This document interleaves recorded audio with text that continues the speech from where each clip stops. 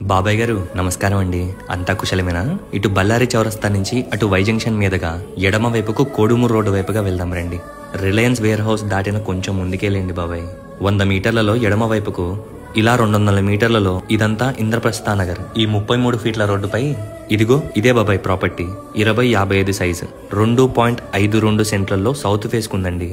LP approvals కూడా ఉన్నాయి బాబాయ్. ఆల్మోస్ట్ అంతా పూర్తయిపోయింది బాబాయ్. మీరొచ్చి చేరడమే ఆలస్యం. ఇదంతా పార్కింగ్ ఏరియా. స్పేషియస్ గా ఉంది కదా, లోపలికి రండి బాబాయ్. ఇది హాల్ ఏరియా అండి. బాగా విశాలంగా ఉంది కదా, బంధువులందరూ బేషుగ్గా సరిపోతారు. ఇక్కడే కిచెన్ ఏరియా. పిన్ని గారు నచ్చిందా? ఇటు రండి, ఇక్కడే మొదటి bedroom with attached washroom. POP work గమనిస్తున్నారో లేదో, ఇటు వచ్చేటప్పుడు టైల్స్ కూడా గమనించండి. ఇది బాల్కనీ ఏరియా. నీరు పుష్కలంగా పారుతాయండి. ఇంకా లోపలికి రండి బాబాయ్.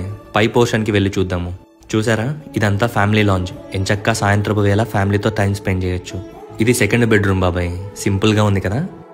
మరి అటు పక్కనే 3వ బెడ్రూమ్, మాస్టర్ బెడ్రూమ్ అండి, విత్ అటాచ్డ్ వాష్రూమ్. కావలసిన అప్రూవల్స్ అన్నీ ఉన్నాయి బాబాయ్. మున్సిపల్ పర్మిషన్ నుంచి G+2 పర్మిషన్ వరకు. ఇంకది బాబాయ్ సంగతి.